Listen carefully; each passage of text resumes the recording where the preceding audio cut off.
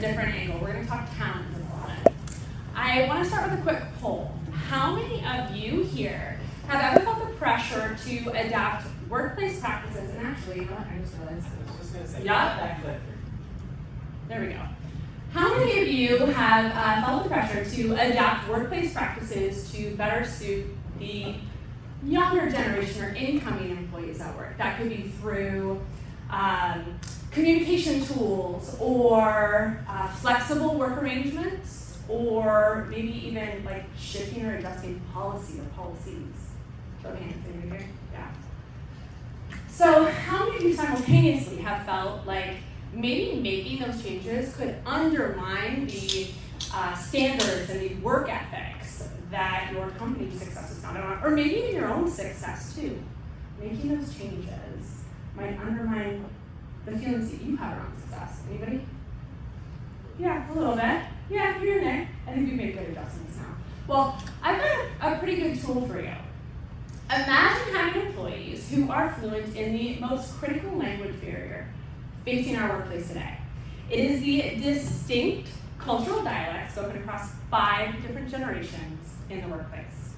And now these languages, they transcend nationality and ethnicity and background, and they are about deeply different worldviews and working styles.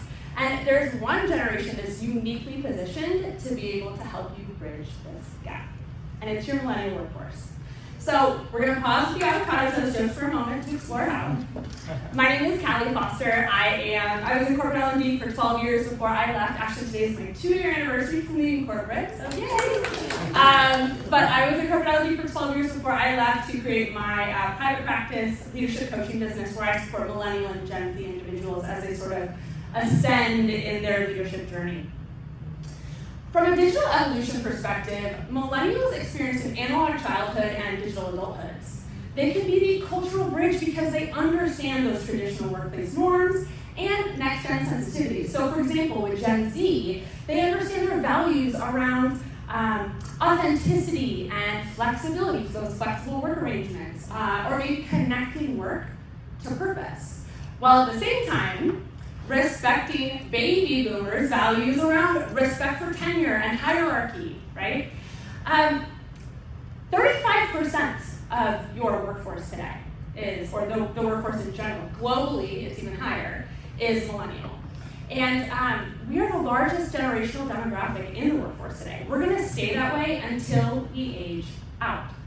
According to Deloitte, there's actually 3 key retention drivers to help retain that millennial talent.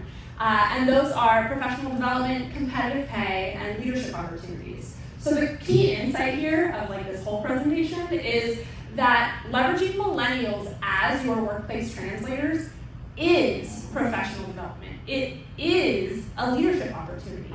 So that job hopper stereotype that millennials have sort of just melts away when we're given these professional development opportunities, these leadership opportunities that tap into the unique generational perspective that we've got. Well, some of you might be thinking, well, why is it just millennials? They can do it. Other people can do it too. And you're right, but that's not the point. The point here is leveraging millennials specifically for this generational translator role it's basically dual purpose.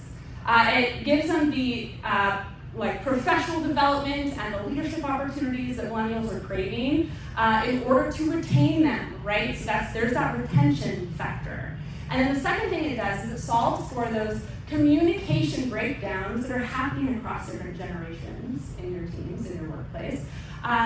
So there's 2 reasons there, and this can be done pretty comprehensively too. So a couple of very quick examples for you. From a communication standpoint, they can develop a strategy or standards around when to use Slack versus email versus in-person meetings.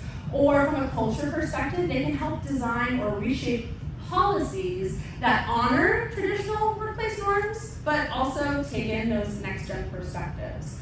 From a technology adoption perspective, think tool selection and implementation, allowing them to choose the technology that's going to work for the future of work and the next-gen workforce, while also creating deployment strategies that will help bring along those that might not be as tech savvy, the generations that might not be as tech savvy.